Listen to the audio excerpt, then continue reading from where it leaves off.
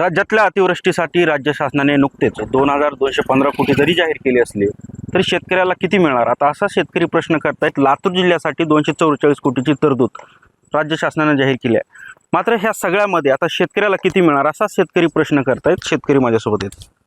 244 कोटी जाहीर केलेत लातूरसाठी राज्य शासनाने. काय फायदा होणार आहे याचा?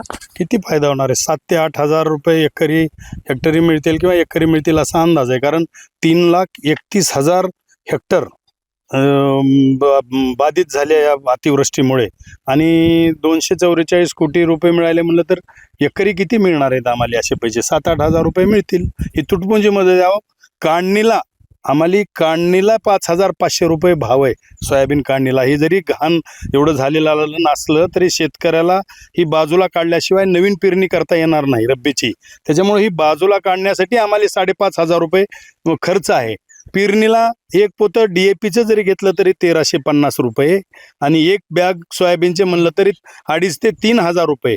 म्हणजे हे जवळपास 4-4.5 हजार म्हणजे 9-10 हजार नुसती पेरणी. पुन्हा पेरणी यंत्र, खुरपणी, कोळपणी, त्याला फवारणी जवळपास 20,000 ते 25,000 रुपये आम्हाला टोटल खर्च येतो एकरी. आणि सरकार आम्हाला आता आमचं तर सगळं फार उद्ध्वस्त झालेलं आहे. मग आम्हाला किती मिळायला लागले? 7-8 हजार रुपये. म्हणजे आम्हाला काय नेमकं मिळालंय? काही सुद्धा मिळणं गेलंय. तर शासनाला माझी विनंती आहे की ह्याच भागातून आमच्या शक्तिपीठ मार्ग जात आहे आणि शक्तिपीठ मार्गाला 86,000 कोटीची देवेंद्र फडणवीस साहेबाचं सरकार त्याला मंजूर करतंय आणि तुमच्या भूसंपादनासाठी जवळपास 18,000 ते 20,000 कोटी रुपये वर्ग केले म्हणून सांगतंय. अरे इकडे एवढे पैसे आहेत तुमच्याकडे आणि शासना आणि शेतकरी जी कोडमांडलाय, शेतकरी जी हे झालाय का म्हणजे एकदम कोलमडून गेला. एकतर शेतकऱ्यावर तिन्ही नैसर्गिक आपत्त्या, उन्हाळा, पावसाळा, हिवाळा आणि कधी दुष्काळ होतो, कधी काय होतो. म्हणजे दर 2 वर्षाला शेतकरी कोलमडतो.